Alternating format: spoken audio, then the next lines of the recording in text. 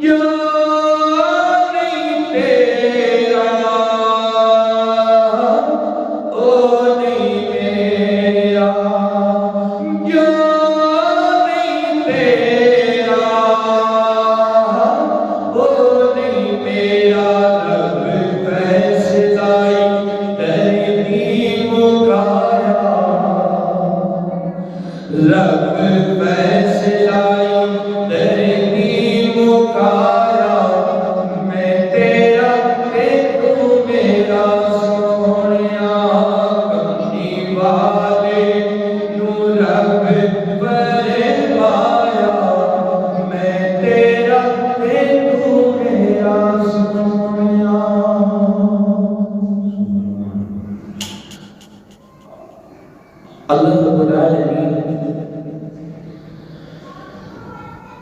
جل حمد و ثنا پوری کائنات میں آقا و مولا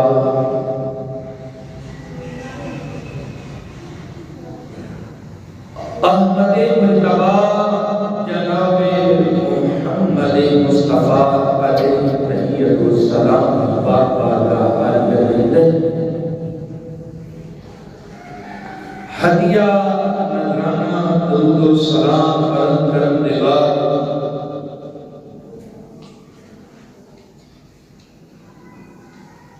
میرے نہایت ہی محترم و محتشم عزیز بزرگوں دوستوں بھائیوں،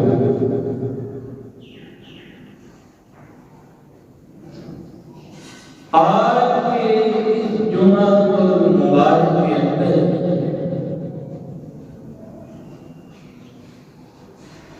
تاجدار کائنات فخر موجودات صفر دو عالم نور مجسم علیہ السلام کا سفر معراج بیان کرنے کی سعادت حاصل کر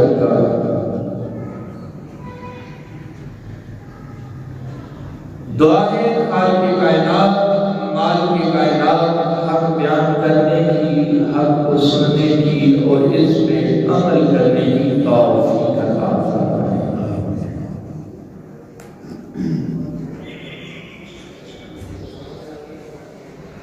گرامی قدر رب ذوالجلال نے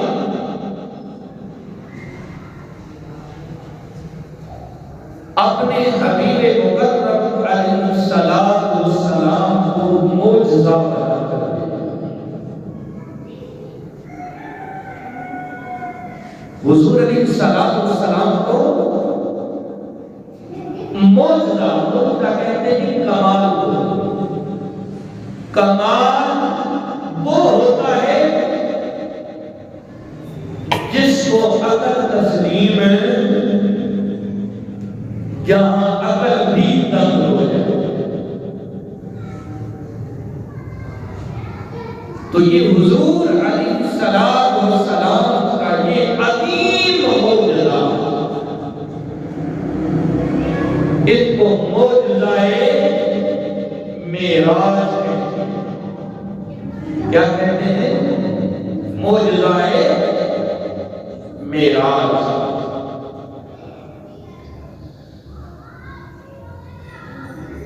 اور حضور علیہ السلام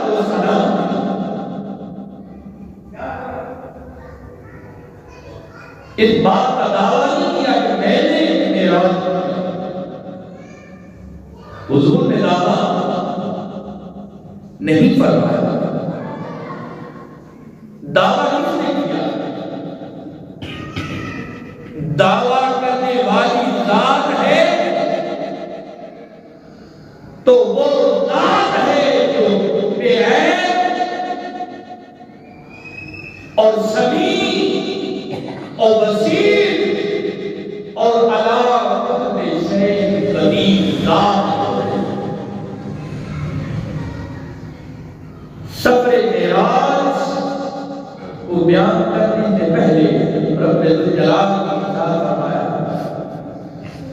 سبحان الذی اسری ليلا من المسجد الحرام إلى المسجد الأقصى الذي باركنا حوله لنريه من آياتنا إنه هو السميع البصير۔ پاک ہے وہ ذات جس نے سیر کرائی اپنے عبد خاص یعنی کہ حضور تاجدار کائنات علیہ السلام کی ذات اقدس سیر کرائی مسجد حرام سے لے کر مسجد اقصی تک، اور مسجد اقصی سے لے کر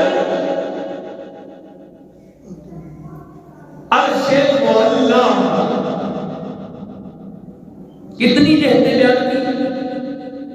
دو بیان حضور نے تو دعوت دی،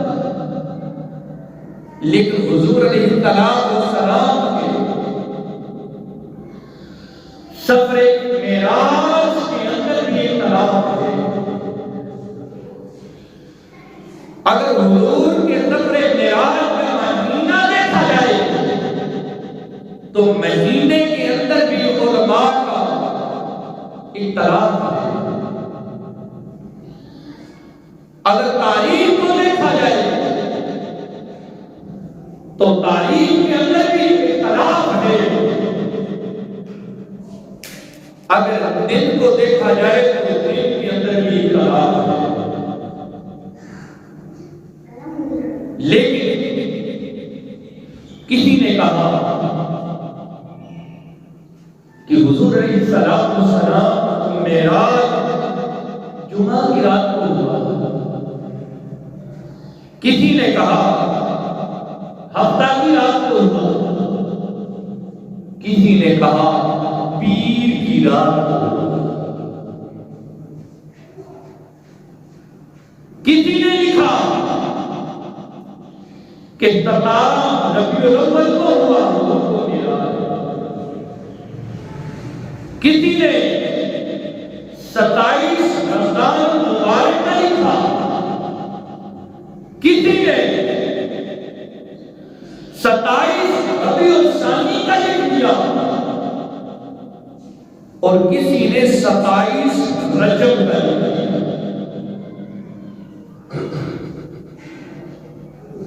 تو شیخ عبدالحق محدث دہلوی رحمۃ اللہ علیہ تعالی اپنی شورۂ افاق کتاب ما ثبت بالسنت کے اندر نقل فرماتے ہیں، صفحہ نمبر 139 سے یہ حدیث مبارکہ نقل ہے۔ یہ شیخ عبدالحق محدث دہلوی رحمۃ اللہ علیہ تعالی کون؟ حضرت شیخ عبدالحق محدث دہلوی رحمۃ اللہ کی وہ عظیم ذات ہے، وہ عظیم ہستی ہے کہ جن کو ہر رات میرے مصطفیٰ کریم کا دیدار ہوا ہے، جن کو ہر رات میرے مصطفیٰ کریم علیہ السلام کا دیدار ہوا ہے۔ شیخ عبدالحق محدث دہلوی رحمۃ اللہ علیہ تعالی فرماتے ہیں کہ دیار عرب کے اندر یہ مشہور تھا، دیار عرب کے اندر عرب مملک کے اندر یہ مشہور تھا کہ حضور تاجدار کائنات فخر موجودات سرور دو عالم علیہ السلام و سفر معراج رجب کی 27 تاریخ کو ہی ہوا، رجب کی 27 تاریخ کو قربان جاؤں۔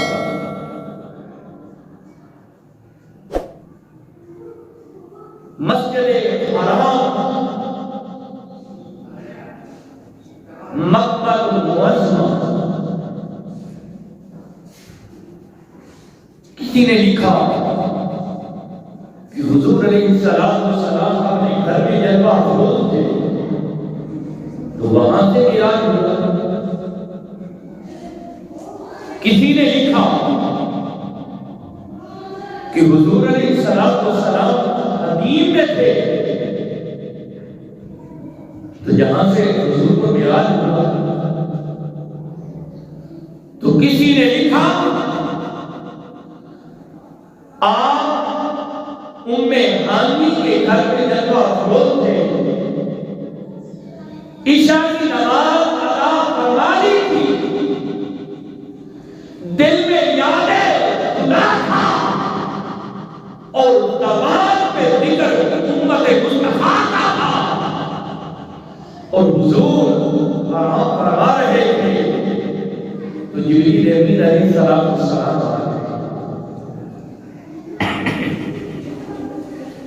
میرے بھائی، حضور علیہ السلام کو معراج حضرت ام ہانی کے گھر سے ہوا، اور ام ہانی کا گھر کہاں تھا؟ وہ حدیم میں تھا۔ تو حضور علیہ السلام حضرت ام ہانی کے گھر میں جلوہ افروز تھے،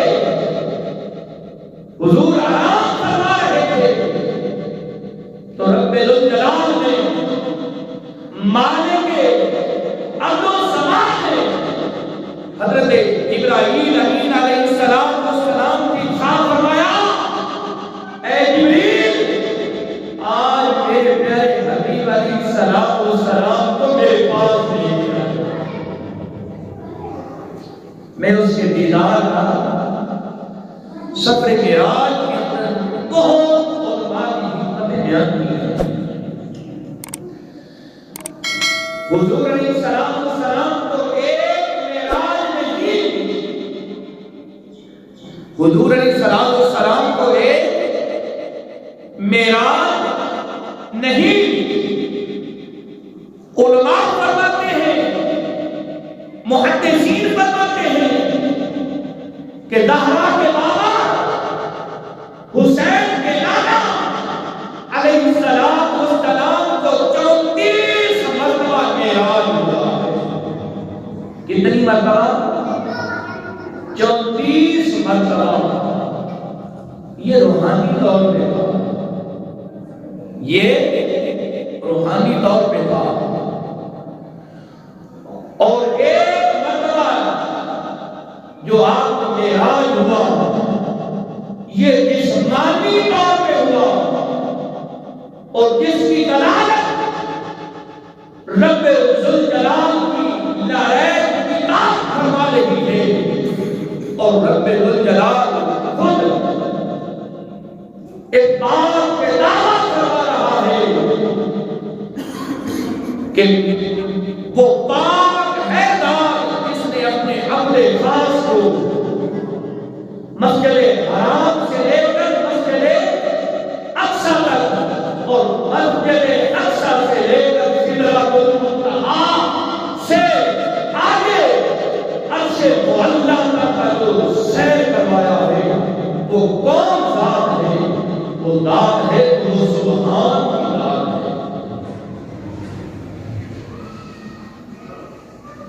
تو حضور علیہ السلام کو معراج اس لیے بھی کروایا کہ ایک رات حضور علیہ السلام اپنی امت کے غم میں بہت زیادہ ہوئے، جب روئے تو رب ذوالجلال نے اپنے حبیب علیہ السلام کو اپنے پاس بلا کر فرمایا، اے میرے حبیب، جو رب تجھے اپنا دیدار کروا سکتا ہے، جو رب تجھے اپنے پاس بلا سکتا ہے، اے پیارے حبیب، وہ رب تجھے کبھی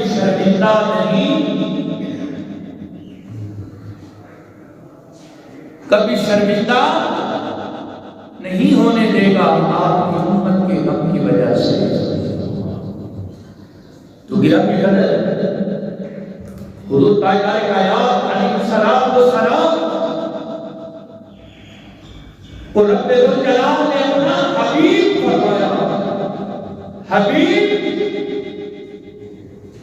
وہ ہوتا ہے جو اپنے ہانی کے گھر میں آرام فرما رہے ہو، سکون فرما رہے ہو، تو رب ذوالجلال جبریل امین علیہ السلام سے فرمائے، جبریل جاؤ آج میرے محبوب کو میرے پاس لے کر آؤ۔ تو گرامی حضرت، تو جب رب ذوالجلال نے اپنے حبیب مکرم علیہ السلام کو اپنے پاس بلایا تو فرمایا، جبریل یار کے جلیل کیا حکم ہے؟ خالق کائنات کی طرف میں جبریل آج کی رات میری اطاعت چھوڑ دو،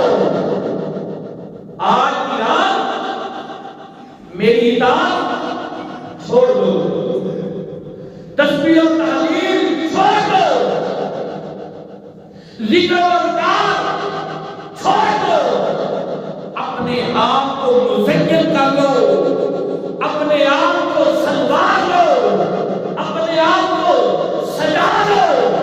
اور حضرت میکائیل علیہ السلام سے فرما دو، حضرت میکائیل علیہ السلام سے فرما دو کہ جو رزق کا معبود ہے اسے روک دو، اور حضرت اسرائیل علیہ السلام سے فرما دو کہ آج کی رات کسی کی روح کو قبض کرنا نہیں، جو جنت کے دروازے ہیں ان کو خوشخبری سنا دو، جنت کو سجا دو، دوزخ کے دروازوں کو بند کر دو، حور و غلمان کو حکم سنا دو کہ آج وہ اپنے آپ کو سجا لیں۔ جب حکم دے دیا گیا، ملک الموت علیہ السلام کو حکم دے دیا گیا، میکائیل علیہ السلام کو حکم دے دیا گیا، اسرائیل علیہ السلام کو حکم دے دیا گیا، اب آج کیا قیامت آنے والی ہے، حضرت اسرافیل علیہ السلام کو حکم سنا دو کہ آج وہ زور نہ بھونکے، وہ زور نہ بھونکے، یہ دعا والا زور ہے، زور بانسری کو کہتے ہیں، جو حضرت اسرافیل علیہ السلام اپنے منہ میں لے کر کے کھڑے ہیں۔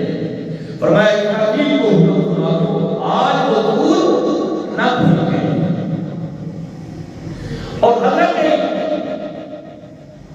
آدم علیہ السلام سے لے کر ابراہیم علیہ السلام تک، اور حضرت موسیٰ علیہ السلام سے لے کر حضرت عیسیٰ علیہ السلام تک 1,24,000 انبیاء رسول کو یہ خوشخبری سنا دو کہ وہ اپنی روحوں کو سجا کر معطر کر کے وہ رہیں۔ آج میں اپنے حبیب کو بلاؤں، آج اپنے حبیب کو بلاؤں۔ گرامی قدر جبرائیل امین علیہ السلام کو حکم ہوا جنت میں چلے جاؤ، جنت میں 70,000 فرشتوں کا جھرمٹ ساتھ لے کر جنت میں جانا۔ جنت میں سے ایک سواری جو براق سواری ہے، خدا کی عزت کی قسم، رب الجلال نے اپنے حبیب علیہ السلام کو مقام عطا کیا، وہ رتبہ عطا کیا، وہ منصب عطا کیا جو کسی نبی کو عطا، جو کسی رسول کو عطا لجبان ربا علیہ السلام کو رب الجلال نے وہ مقام عطا کیا جو کسی نبی کو عطا۔ قربان جو حضور علیہ السلام کے لیے رب الجلال نے اس سواری کا انتخاب کیا ہے، خدا کی عزت کی قسم، وہ سواری میں کسی کو سواری کرنا نصیب نہیں، دنیا میں بھی نہیں، آخرت میں بھی نہیں، جو مصطفیٰ کریم علیہ السلام کے لیے سواری کا انتخاب کیا گیا۔ رب الجلال نے جبریل کو حکم فرمایا 70,000 فرشتوں کے جھرمٹ میں جنت میں جاؤ۔ جنت میں گئے، کیا دیکھتے ہیں؟ 40,000 براق جنت میں اپنی موج مستی کے اندر پھر رہے ہیں، اور ہر براق کی پشانی پہ، ہر براق کی پشانی پہ میرے محبوب پاک علیہ السلام کا نام نامی اس میں گرامی نقش کیا ہوا ہے۔ جب نقش کیا ہوا ہے، ایک براق ایک سائڈ پہ، ایک کونے پہ گریا دانی کر رہا ہے، زاروں قدار رو رہا ہے، آج سارے خوشی میں جھوم رہے ہیں، لیکن وہ ایک براق زاروں قدار رو رہا ہے۔ حضرت جبرائیل امین علیہ السلام اس براق کے پاس جاتے ہیں، آج تو خوشی کا موقع ہے، آج رونے کا ٹائم تو نہیں، آج تو کیوں رو رہا ہے؟ براق عرض کرتا ہے، حدیث فرماتے ہیں براق عرض کرتا ہے آج میں اپنے مقدر پہ رو رہا ہوں، آج میں اپنے مقدر پہ رو رہا ہوں، قسمت پہ رو رہا ہوں۔ 40,000 براق ہیں، پتہ نہیں وہ کون قسمت والا ہو، وہ کون مقدر والا ہو، وہ کون عظیم المرتبت والا ہو جو میرے مصطفیٰ کریم کی قوالی کے لیے سلیکٹ کیا جائے۔ تو حضرت ابراہیم علیہ السلام فرماتے ہیں آج تو ہی مقدر والا ہے، آج تیرا مقدر جاگ اٹھا ہے۔ لیکن قربان جب حضور علیہ السلام کے لیے اس سواری کا انتخاب کیا، حضور علیہ السلام کی وہ سواری جس کا نام اس میں گرامی براق ہے، اور حضور علیہ السلام کے لیے جب جبرائیل امین علیہ السلام وہ براق کی سواری لے کر آتے ہیں، اور حضور علیہ السلام حضرت ام ہانی کے گھر میں جلوہ افروز ہوتے ہیں، حضرت ام ہانی کے گھر میں جلوہ افروز ہوتے ہیں۔ حضور علیہ السلام کی بارگاہ میں پناہ کے اندر اب آنا تو یہ قرآن مجید قرآن حمید کے 22 پارے کے اندر یہ آیت کا مفہوم بیان کر رہا ہے۔ جب گھر کی طرف آتے ہیں، جب نبی کے گھر کی طرف آؤ تو دروازے کی طرف آنا چاہیے، کدھر سے آنا چاہیے؟ دروازے کی طرف آنا چاہیے۔ لیکن حضور کے گھر کے دروازے پہ آ کے انتظار کرنا اور اجازت مانگنا یہ جبریل کا کام ہے اور حضرت اسرائیل کا کام ہے۔ خدا کی عزت کی قسم، اسرائیل علیہ السلام کسی سے اجازت نہیں مانگتے کہ موسیٰ کلیم اللہ علیہ السلام کی بارگاہ میں حضرت اسرائیل علیہ السلام حاضر خدمت ہوئے، سنایا مشہور روایت میں آتا ہے حضرت موسیٰ علیہ السلام نے تمانچہ مارا حضرت ملک موت علیہ السلام کو، حضرت ملک موت علیہ السلام رب کی بارگاہ میں عرض کرتے ہیں مالک اگر ایسا ہی برتاؤ ہوا تو پھر مجھے تو جانے کی ضرورت۔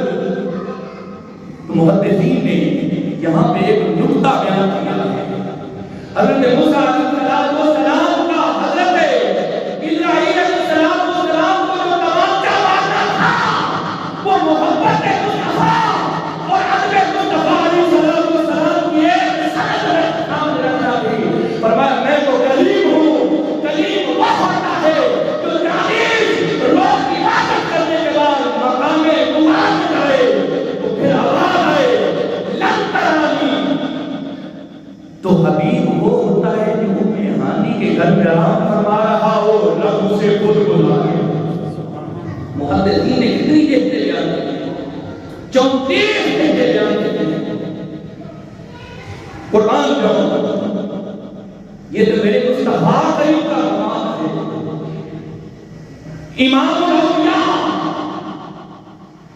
مشکل کشا، شیخ خدا، حاجت روا، پیروں کے بھی امام الاولیاء حضرت علی المرتضیٰ قدم اللہ تعالی وجہہ الکریم اگر گھوڑے کی ایک رکاب میں پاؤں رکھتے ہیں تو دوسری رکاب کے پاؤں رکھنے سے پہلے قرآن الکریم سے لے کر الناس تک ختم ہو جاتا ہے۔ تو میرے بھائی جو میرے مصطفیٰ کریم علیہ السلام کی سفر معراج پہ نقش نکالتے ہیں، تنگ کرتے ہیں، ان کو سوچنا چاہیے میرے مصطفیٰ کریم نے دعویٰ نہیں کیا، اگر دعویٰ معراج کیا ہے تو رب الجلال نے کیا ہے اور اپنے نام سے کیا ہے، سبحان الذی اسریٰ بعبدہ لیلا من المسجد الحرام الی المسجد الاقصی۔ فرمایا پاک ہے خدا جس نے سیر کرائی اپنے عبد خاص کو مسجد حرام کے مسجد اقصی تک۔ کیوں؟ مشرکین مکہ جو تھے اس بات کو تسلیم نہیں کرتے۔ اگر دن کے وقت معراج ہوتا تو سارے دیکھ لیتے، پھر چرچا عام نہ ہوتا۔ لیکن ایک وقت کے اندر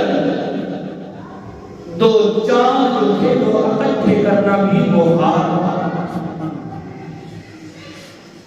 امام قرطبی رحمۃ اللہ علیہ تعالیٰ نے تفسیر قرطبی کے اندر لکھا ہے، تاجدار کائنات فخر موجودات سرور دو عالم نور مجسم علیہ السلام کے چہرہ طہا کے اوپر رب ذوالجلال نے لاتعداد جو تھے وہ پردے رکھے تھے۔